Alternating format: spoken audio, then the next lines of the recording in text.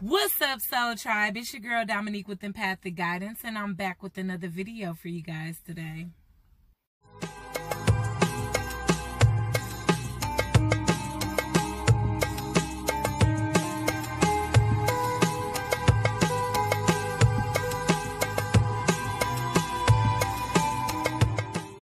Alright, y'all, now this is my second take because for some odd reason I am literally unable to convey a message without like stumbling on my words.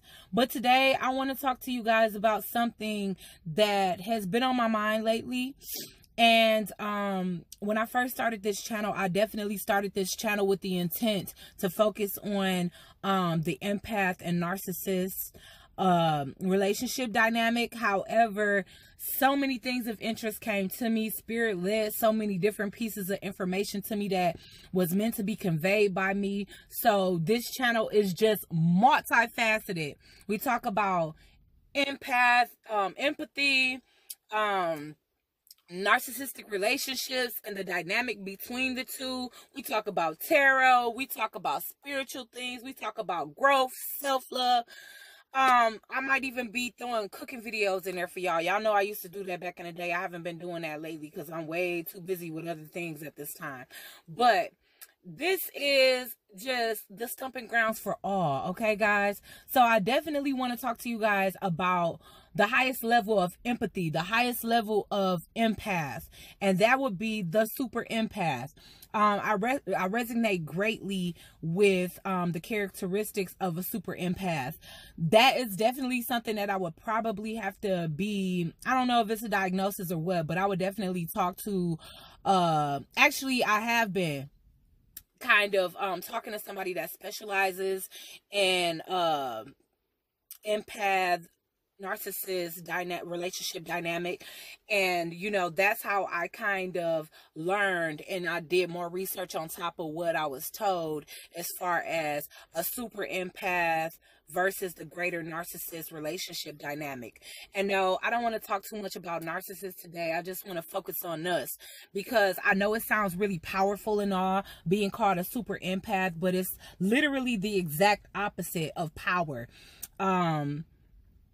Basically, being a super empath means that you are severely emotionally and psychologically damaged from narcissistic traumas that you have been in throughout your life. Maybe you have encountered narcissists your whole life. Maybe you've been raised by them or lived in the same house as one in some way, shape, form, and fashion.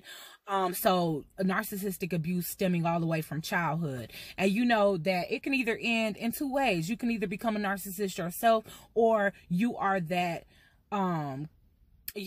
counterpart, which is that person, the light puzzle piece to the empath and narcissist dynamic. So basically, super empaths are the types that don't know how to let go of relationships.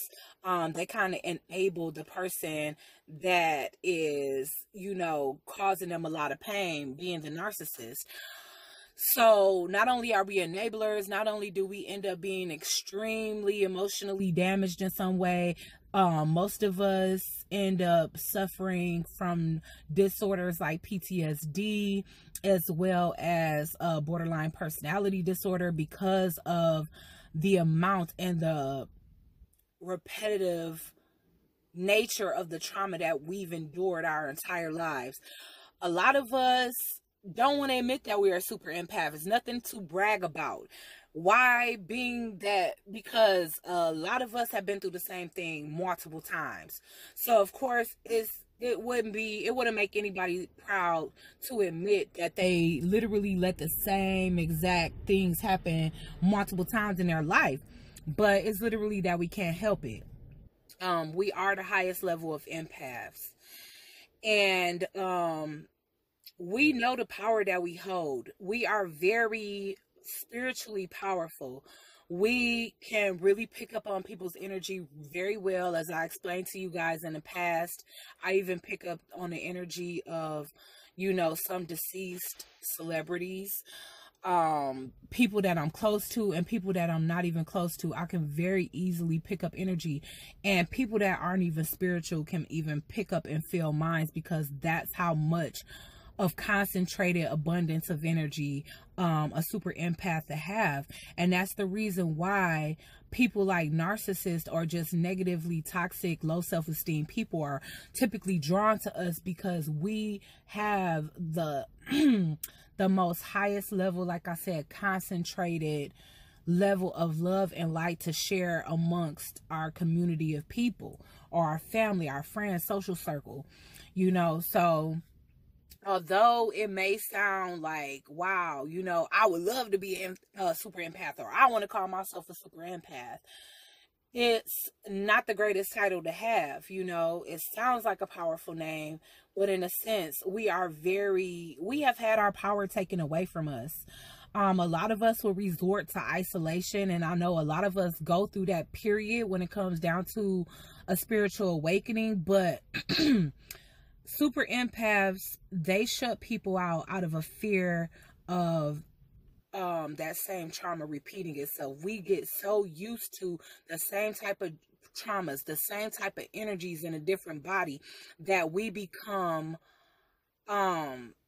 paranoid in a sense. You know what I'm saying? We start to think that there is no way out of these type of dynamics, that we'll never attract anything that's reciprocal, that we'll never attract the type of love where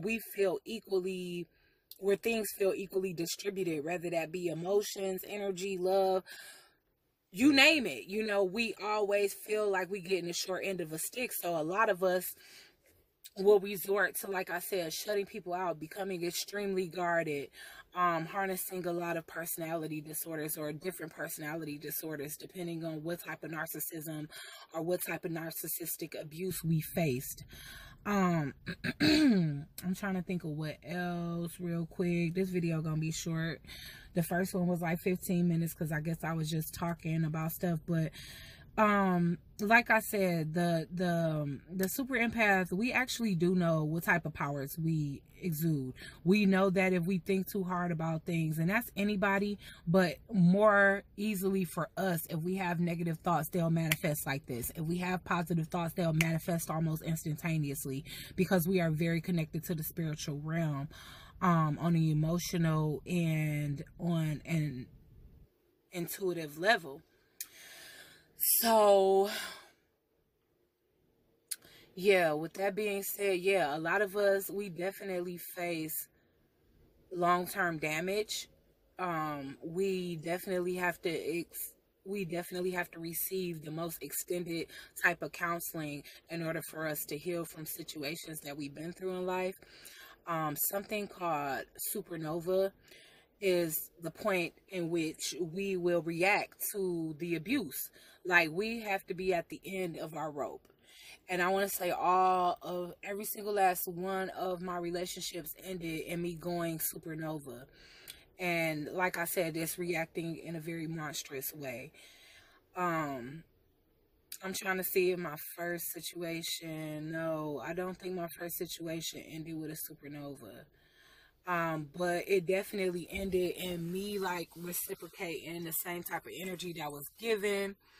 That was back in my day where I used to revenge cheat. So after years of being cheated on, after multiple kids being conceived and born on me from my first love, you know, I kind of, you know, went the same route with them. And I did something very nasty to try to destroy him, to try to lower his self-esteem, to try to hurt him as bad as possible on the emotional level.